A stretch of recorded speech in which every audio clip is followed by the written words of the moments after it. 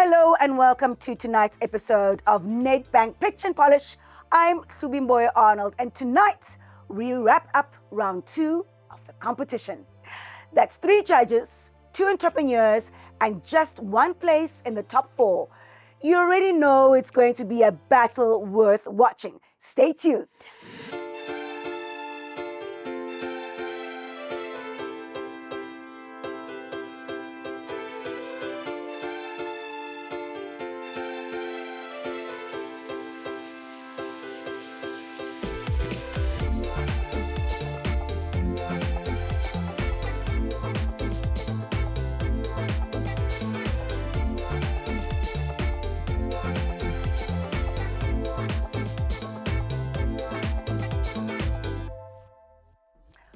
Over the past few weeks, we've seen incredible entrepreneurs and their businesses placed under massive pressure.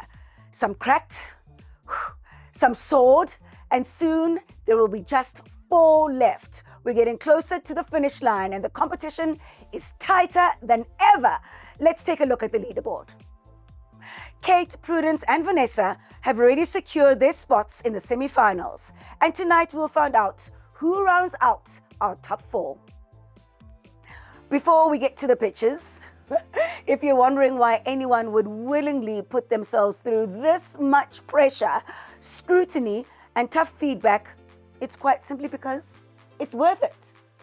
Nedbank Pitch Polish offers entrepreneurs the opportunity of a lifetime, a grand prize for the winner that could change everything: 650,000 Rand in cash and a 350,000 Rand Race Corp bursary. You see, this isn't just a competition, it's a launch pad. And the driving force behind it? Our title sponsor, Nedbank, program organizer, Race Corp, and venue sponsor, the Business Exchange. A huge thank you to all 3 of you. This competition is a true team effort. First to pitch tonight is Memphis of Moonshine Reflective Spray. Let's see how he does.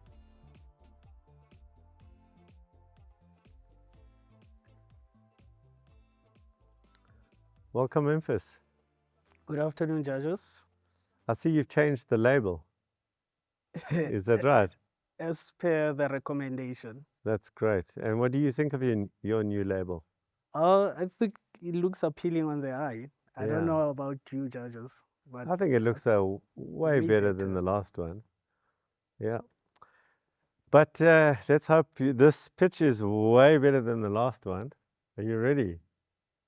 5, 4, 3, 2, 1. Pitch and polish. Imagine driving at night, listening to some good music, and all of a sudden you hear a loud bang. Are you aware that 21% of accidents, especially in rural areas, are caused by animals freely roaming around the streets, especially at night? Well, guess what? We have a solution for that, and it's called Moonshine. Moonshine is basically a reflective paint in form of a spray, and it's designed to make stray animals visible at night. Our main objective is to reduce or at least avoid accidents that are caused by stray animals, especially at night. Product is cost effective and it's extremely easy to use. You just need to shake it thoroughly before usage. You need to spray it on both sides of the fur of the animal and at the back, so that the motorist will be able to spot the animal from all different angles. The motorist will be able to spot the animal 200 meters away when the headlights are on to avoid collision. The paint will cling onto the animal fur for up to a maximum of 3 months, which gives value for money. We have worked with an SABS approved laboratory to ensure that the paint is non-toxic and harmless towards the animal fur. Now, our target market would mainly be individuals who own livestock, informal and commercial farmers, as well as agricultural retail stores, so that we would be able to sell our product over the counter. Now, with the 650,000 Rand, we will be able to purchase a 4-in-1 aerosol filler machine, gas compressor, as well as raw materials, so that we'll be able to produce everything in-house, which will ultimately reduce the cost of per unit by 10 rand, and You can finish the sentence. Reduce the production process by 2 weeks. Thank you. Right. Thanks, Memphis. Let's go to Monique.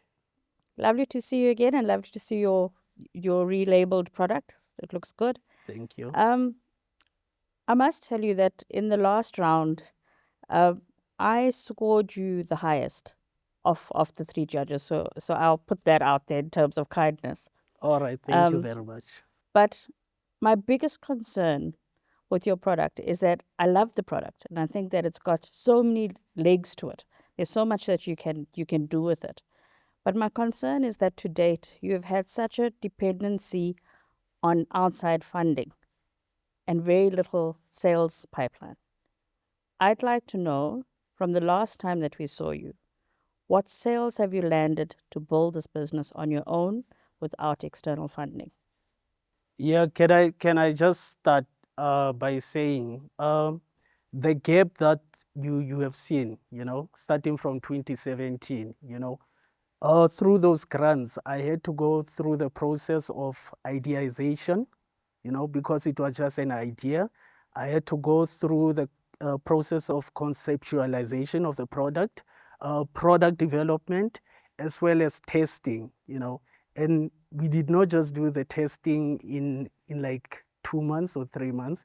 It took us 12 months to do the actual testing, because we had to go back, we had to communicate with the vet, we had to communicate with the SPCA, to ensure that the product was non-toxic and harmless towards the animal fare. Can I stop you there? Okay. Because that's all part of taking a product to market. That's a normal process that any business is going to follow. I want to know what accountability you're taking to grow your own business. Okay. The last time I met you guys, I've had communication with NWK. It's an agricultural retail store. We've registered with as a vendor, Moonshine. We have a discussion. Currently, they are willing to have my product in their shelves in their 8 branches, with the potential of expanding to other branches, depending how well the product will do. Great, And thank I've you. also Go for it. I've also registered on Take a Lot, just to ensure that I have access to at least all 9 provinces, and in case it will make the distribution process much more easier on that level. And So your that- target market is on Take a Lot. You know that they're purchasing agricultural type products off Take a Lot out there. I'm specifically main target being agricultural products On Take a Lot. On Take on a Take Lot. a Lot, on Take a Lot Okay. platform. So within Yes. that category on Take a Lot. Yes, but Okay. definitely everything has been completed. It has already been registered. Great, thank you. Yes. Right. Yeah. Hi, Memphis. I really love the repackaging on your product, Oh, thank you. and I still think that your product is a really much needed product in South Africa. But what are you doing about educating and promoting? Up until I was here last time, I'd never heard of this product. How are you reaching? I mean, it's one thing you've now gone to NWK and they've agreed to put your product on the shelves, but they're not going to do your marketing for you or promoting or educating. What are you doing about that? We to be quite honest, we have a very strong online presence. If you Google my product, you'll find that there is a website there that has already been developed. You'll find all the information on one page. Hence, the few customers, Is it especially. working? Is it working? How much sales do you generate then of your Cur- online? cur- of your Currently, website? I haven't had much success with that regards, because we also have a social page on Facebook, So with regards to the online platform, we haven't had a lot of success with regards to the actual sales. Hence, I've opted for another means of distribution like NWK and Take a Lot. We've also approached farmers associations, where they have annual expos or exhibitions, So we've teamed up with them. So basically what's going to happen is that they're going to invite me on an annual basis where I'll be able to exhibit my product to the relevant people, which are the farmers, So it's also one of my marketing strategy that I'm using currently to access or get my brand or Moonshine out there. Okay, so you've been around since 2017. You've invested a lot of time and effort in the product development, the safety testing, and buy-in from really great stakeholders like the SPCA, the agricultural co-ops or unions, etc. I mean, I think that's excellent groundwork. What do you think is what is still blocking your business from taking off? I mean, in your view? I would say definitely access to market, because honestly, I would like this product to be in all 9 provinces, So my main challenges, is the marketing side of things, So where people will be able to know about the product, where people will be able to identify with the product, where customers will be able to know the value proposition of the product, So Yes, basically the main challenge is definitely marketing. Okay, and what's your solution to that problem? Even in one province, because you can't solve it in 9 provinces if you haven't solved it even in one province.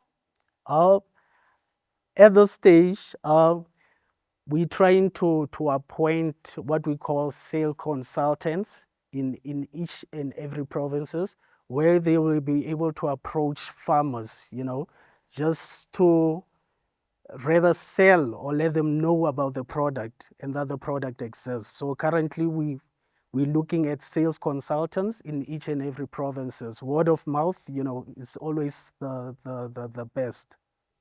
Okay, I'm sticking to this. This is my last question. All And right. it's maybe a rhetorical question All for you right. to think about. Why do you think your online channels have not been successful? What, in your view, is making them not generate sales for you? To be quite honest, is due to the fact that the customers that I'm targeting are not usually on the social platforms. So to be quite honest, that's a main challenge. Because farmers are usually busy, they are never online or on any social media platforms. Hence, I'm trying to go to where they are currently. Thank you, Memphis. All right, Memphis, just maybe one, maybe possibly 2 questions. In the last month, how many retail stores have you personally visited to sell the product? I've visited Hitlander. Now, don't give me the name, just the number. Oh, I've visited at least 3. 3 in the last month. Yes, sir. And the last 2 months? The last 2 months, I haven't visited any. So 3 in the last 2 months. That's 3 in the last 2 months. Okay. But what I've been doing in the past month is that I've been visiting farmers directly, Okay, farmers through directly. auctions and their nepos and exhibitions. Okay. Thanks, Memphis. I think we've heard enough. Thank you for your pitch. You may leave. Okay, thank you.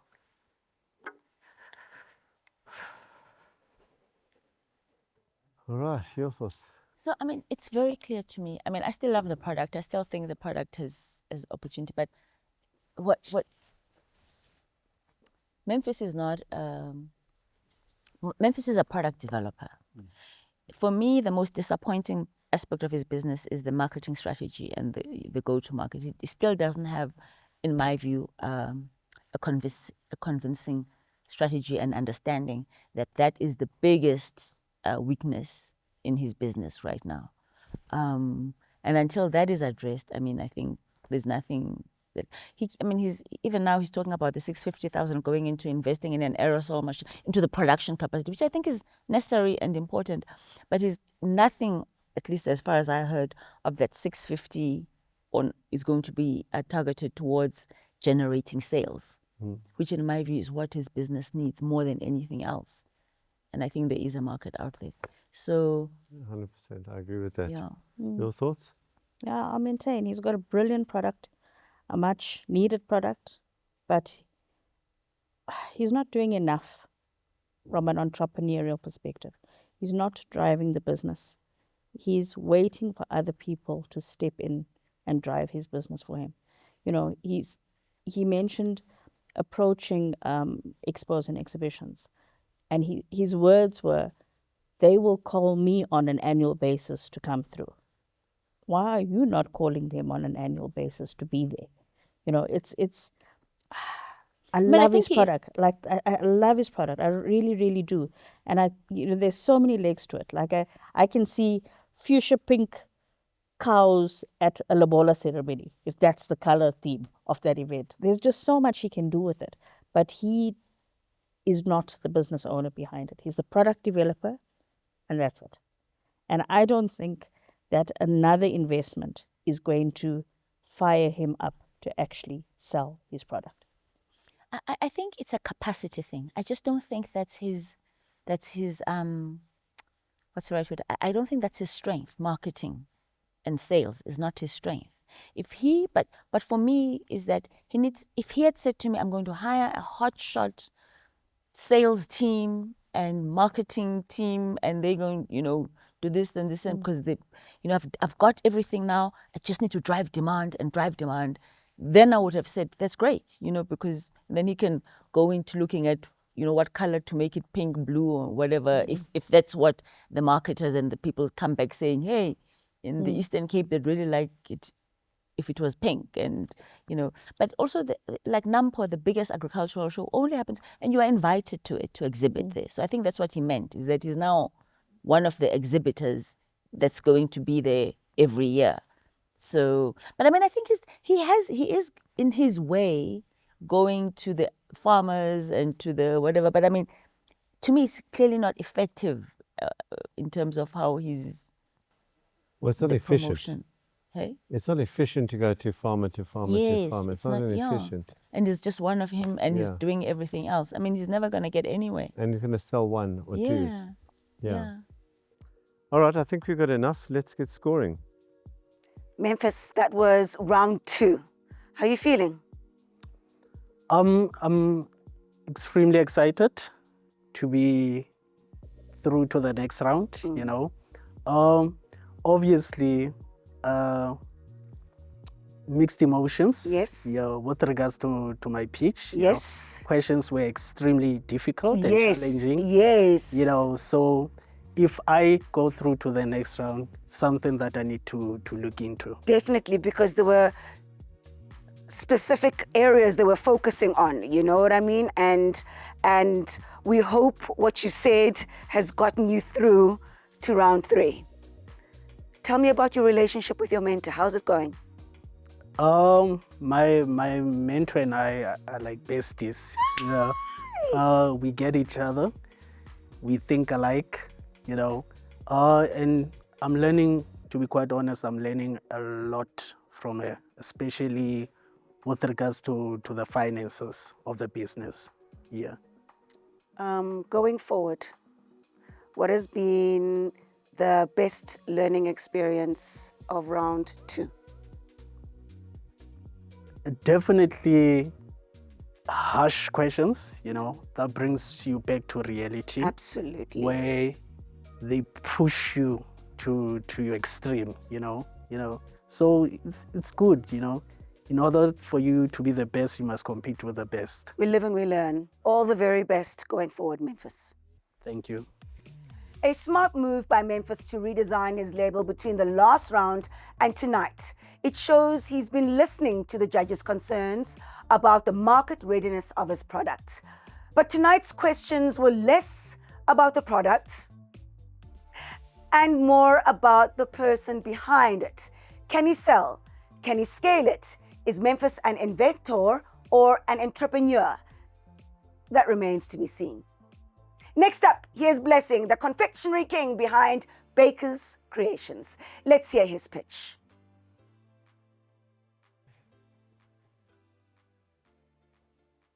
Hi there, Blessing. Good day, judges. Is there anything different on the table today? It's the same nostalgic snowball. Okay, great.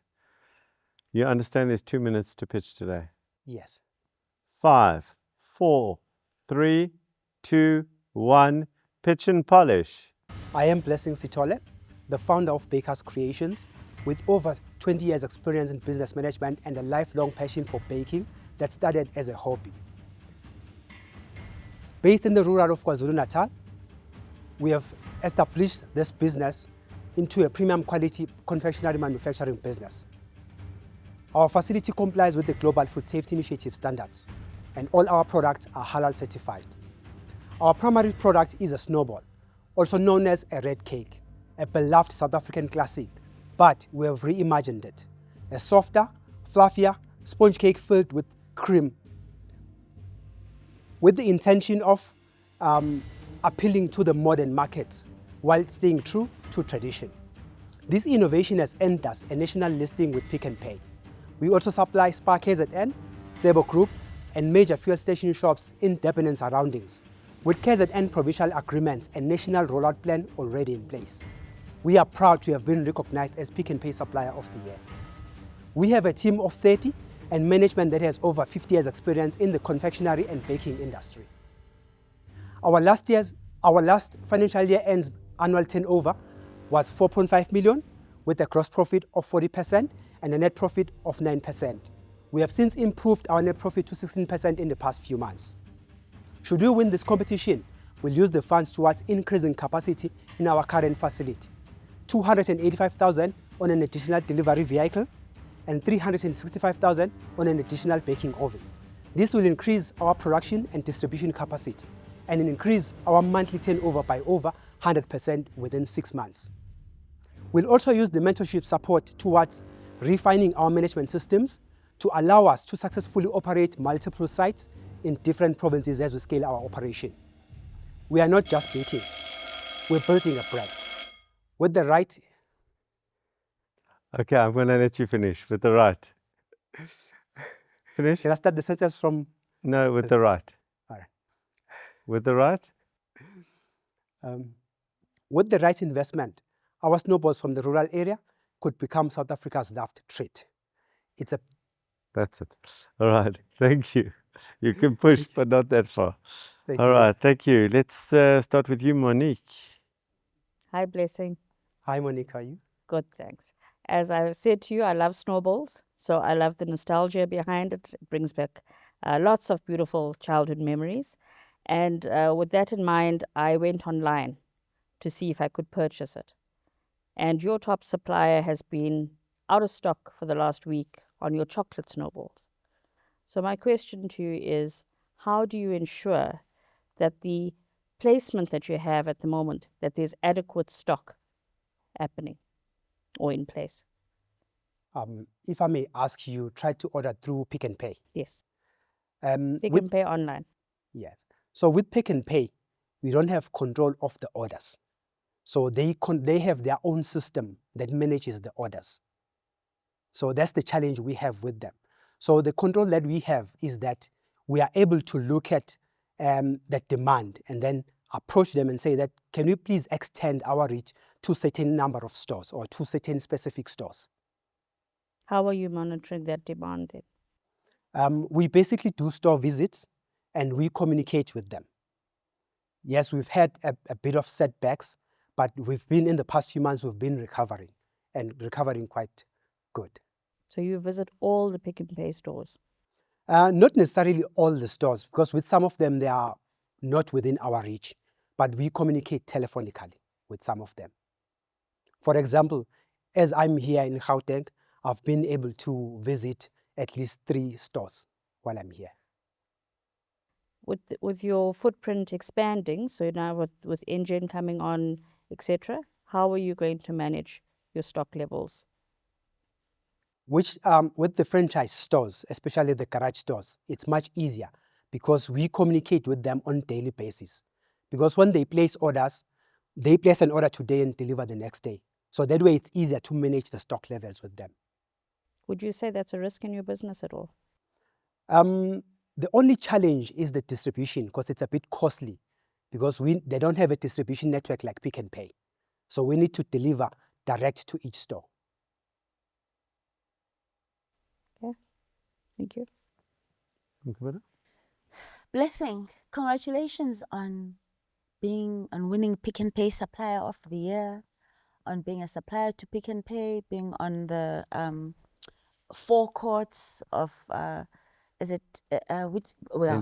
Engine forecourts, Spa. I mean that you've got a channel. I mean that's great. Thank you.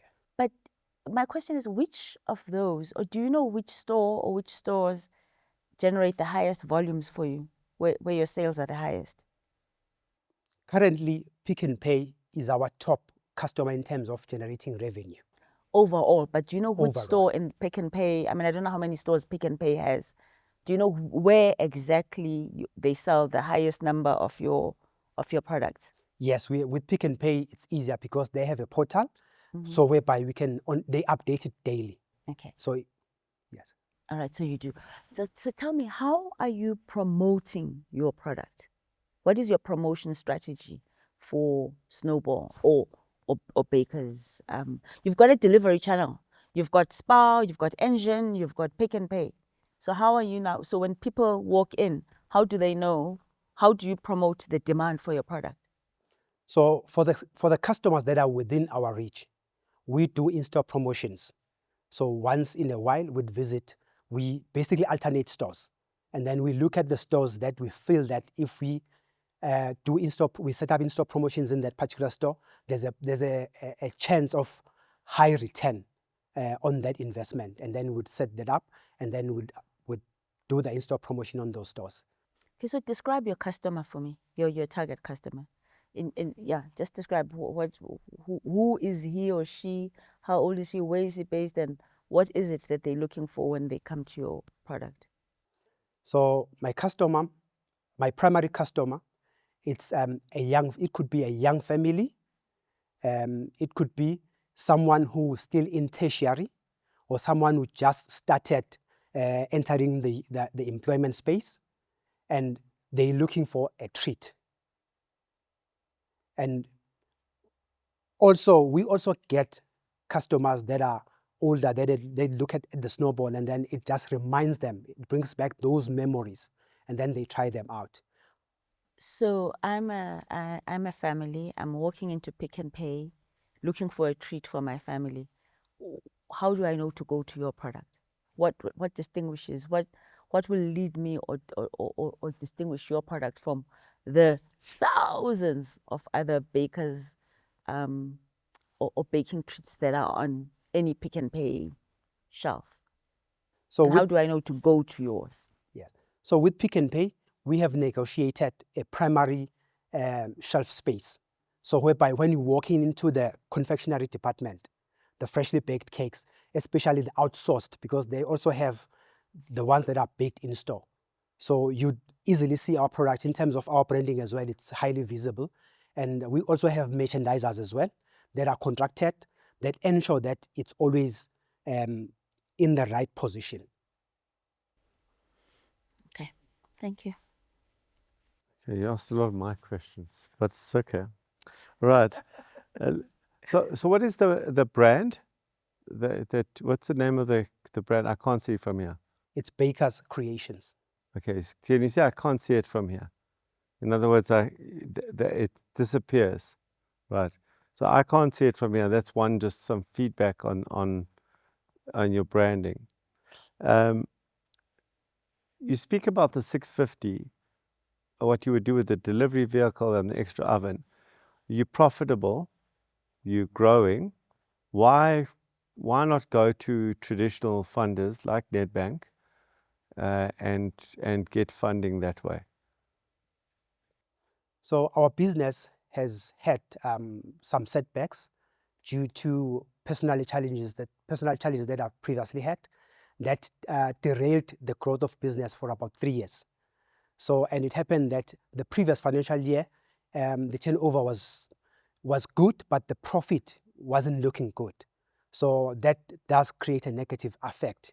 Now, for the past few months, I've been fully recovered and fully back in the business.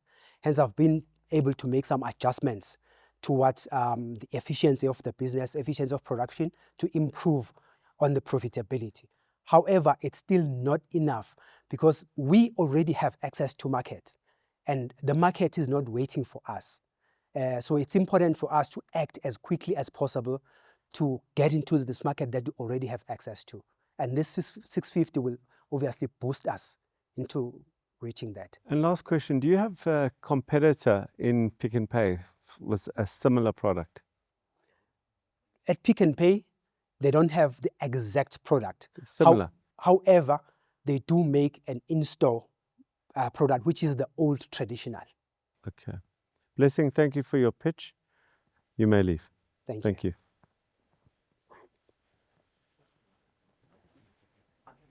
All right. So, how are your memories? My memories. Yeah. Well, my memories had icing in the center, not cream. But I get that what he says is that he's now refined it for a new generation. He worries me because he's got the distribution. He is so well placed. But baking is baking is baking.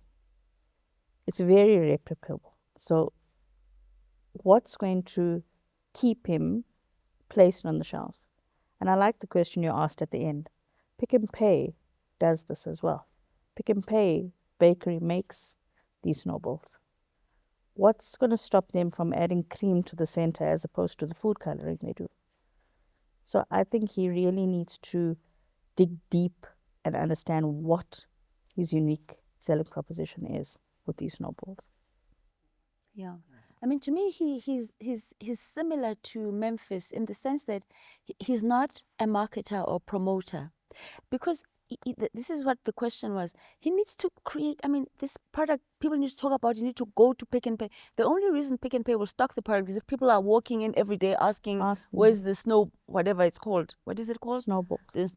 But yeah, he needs to give his product a trendy name or a catchy name or something on TikTok or wherever, and people, need to go and say, I want the creamy snowball. Where's the creamy snowball? Where's the creamy snowball? Where's the creamy snowball?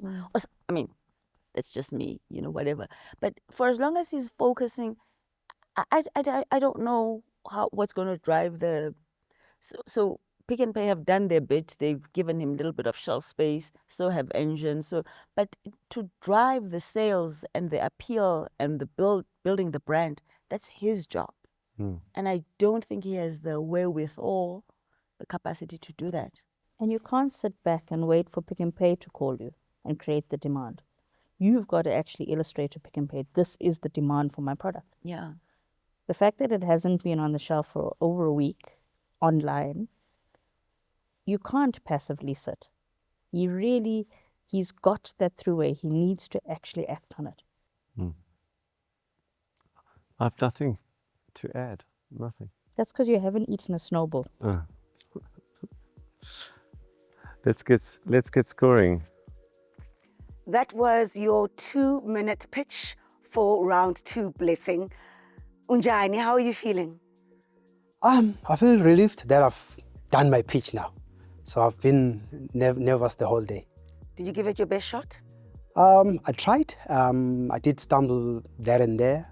However, I feel that the pitch was enough to give the judges a clear idea of what my business is about and how is it doing, and so that they can judge based on that. Do you think you've polished your pitch from round 1? That's a big yes, because the first one, I believe it was the worst. But here we are. Yeah. Tell me about your relationship with your mentor. It's been very good. What's his name? It's Gianni. Gianni. Tell me about you and Gianni. He's been very good in supporting me and giving me pointers and guiding me using his expertise, towards pointing me towards the direction to help me improve. It's the elimination round next. All the very best, Blessing. Thank you so much, Lupi. While Blessing has clearly already built something solid and substantial, but the big question from the judges is, where does it go from here? Is there enough opportunity for growth to justify a 650,000 Rand investment?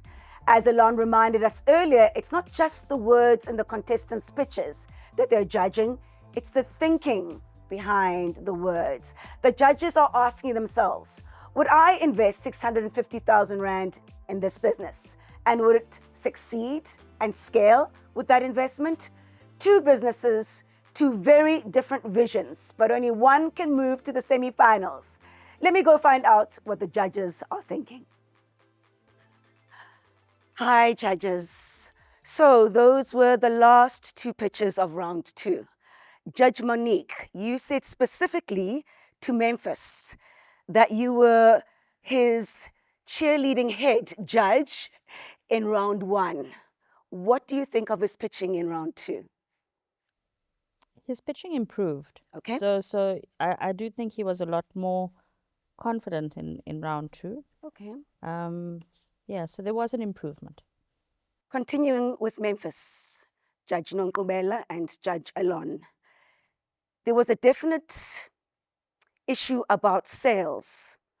How is he going to take accountability of the growth of his business? How is he going to market? How is he going to promote? Why the urgency of that specific question? Judge Alon, Judge Nonkubela.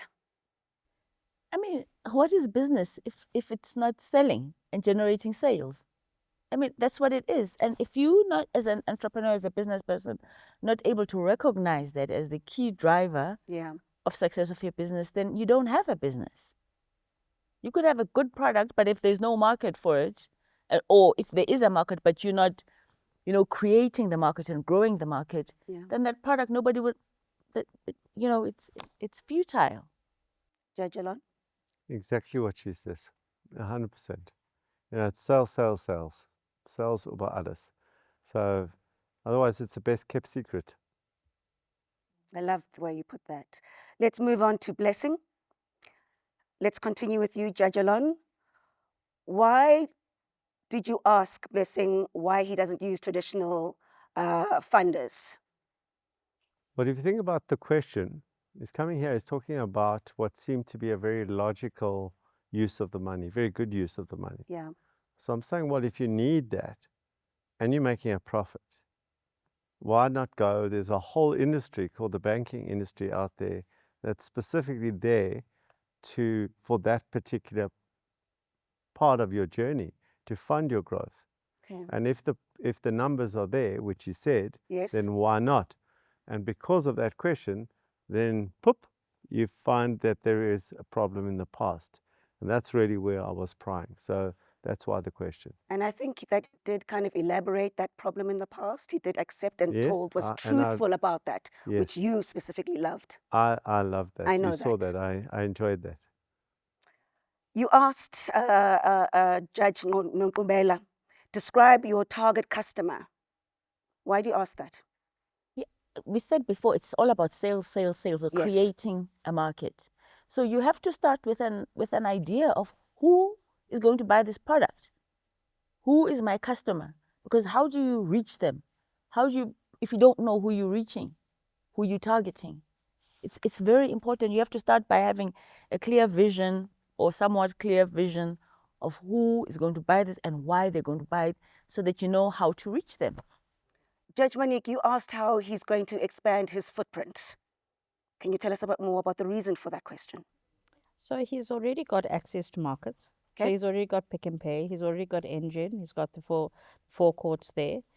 It feels as though he's got the placement, but he hasn't thought about how he's going to actually leverage that placement better.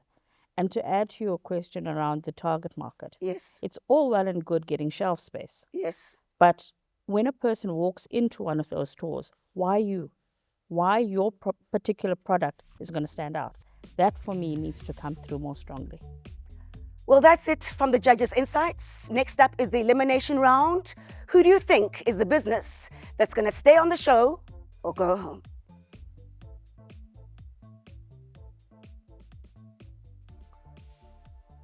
Memphis, blessing, welcome.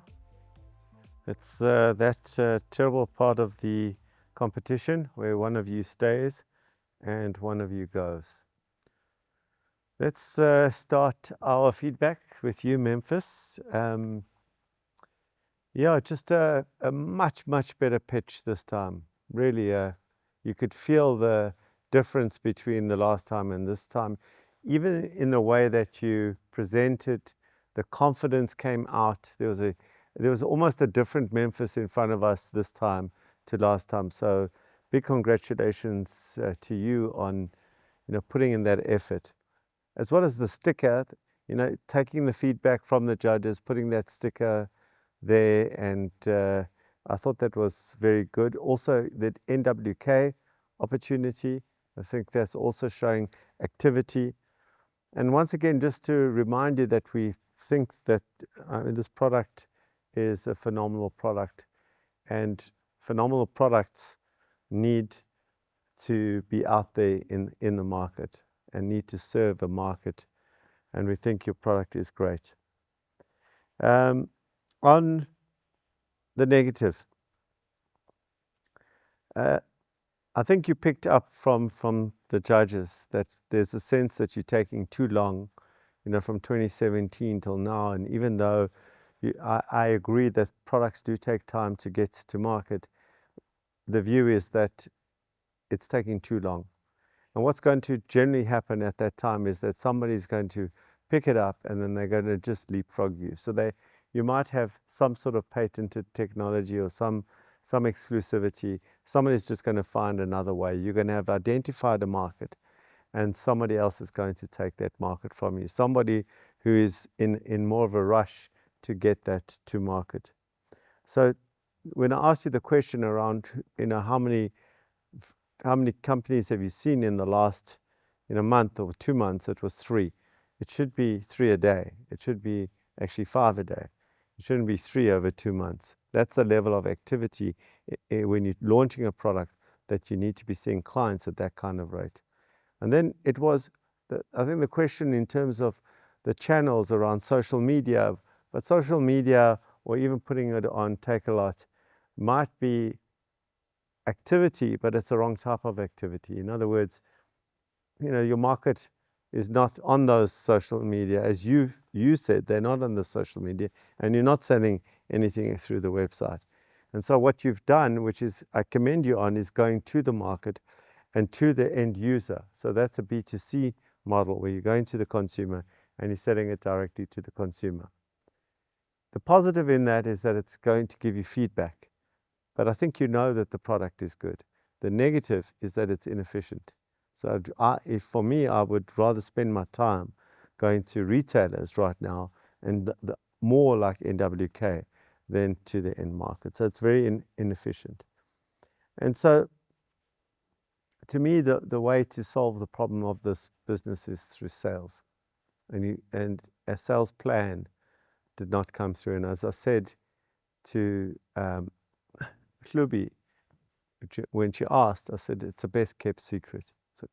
It's a great secret that you don't want to keep a secret. Now to you, Blessing. Blessing, I think from your pitch, there was a huge amount of authenticity in your pitch. I love authenticity in a pitch, and that came through. And then the question also around why not go to a bank? You could have said it in a different way and you didn't. And that shows a huge amount of maturity as an entrepreneur. So I really appreciated that. What's fantastic is that you've got a channel. You've got Pick n Pay and Spar and Engine, and you've got those channels. And that's no mean feat. We know how difficult it is to get retailers to onboard you and then to win, an award with them, etc. The next thing that I thought was very positive is that you're profitable.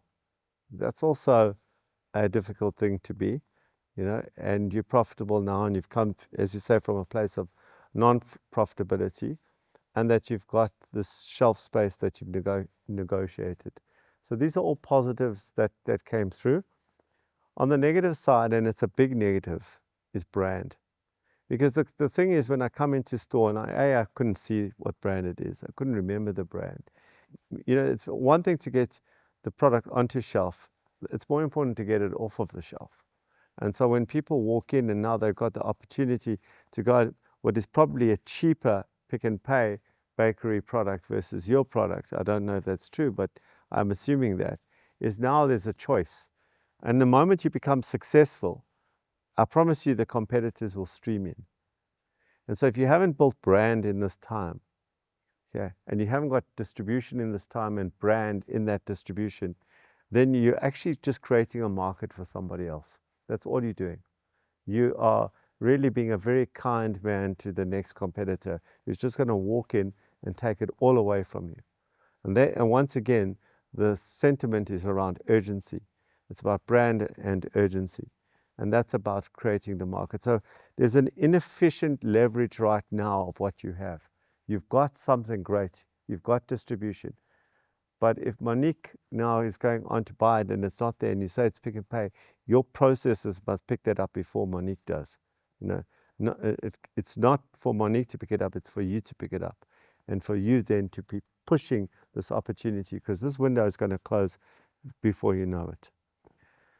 So I think there's quite a thematic in here that you're great at producing, both of you are producing things, but the weakness in both the pitches is, you know, getting it, the throughput into the market. So who stays and who goes? Is it Blessing? Is it Memphis? Who stays and who goes? The entrepreneur who will be leaving the Nedbank Pitch Polish 2025 today is Memphis. Memphis, thank you for your pitch. You may leave. Right, Blessing, you made it through to this round. Please take the feedback. And between now and the next time that you are standing in front of us, we want to hear more about your activity, more about the sales, more about branding. Take these words very seriously. Thank you for your pitch, and you too may leave. Congratulations to Blessing, who claims the final spot in the semi-finals. That means our top 4 are Kate from Makani Paints, Prudence from the Kitchen Wrap Company, Vanessa from Vez Technology, and Blessing of Baker's Creationz. To Memphis, the judges described your work as clever and socially meaningful. Keep pushing forward, my brother. South Africa needs ideas like yours. Now, you already know that our contestants are here to pitch for funding that involves answering a lot of probing questions from the judges. But you only need to answer one question, and it could make you 5,000 Rand richer. How easy is that? So, for tonight's Avo Super Shop voucher, courtesy of Nedbank, WhatsApp your name and the answer to the following question to 071 802 6981 before midnight. One of our 3 judges said they scored Memphis a lot higher than the others in round 1. Who was it? One of our 3 judges said they scored Memphis a lot higher than the others in round 1. Who was it? You know how it works by now, but I'll remind you anyway because it's written into my contract. All the correct entries go into a draw and we'll select one name at random. We'll notify our winner and post the name on social media later this week. Next up for our contestants, the semi-finals. The margin for error, 0. The pressure, massive. The prize, closer than ever. From me, Khubimboya Arnold and the Nedbank Pitch and Polish team, good night. Mwah. I'm not disappointed at all, you know. Positive feedback that I've definitely received. I obviously knew what the main challenges were, you know. So I feel that it's a very fair decision that was made by the judges. Gianni has become more like my father because for him, he shows interest in my business, not just for the sake of this competition, but he's been guiding me throughout the other processes of the business, as well as looking at other areas where he feels that he can share his knowledge, and that will help me improve my business overall.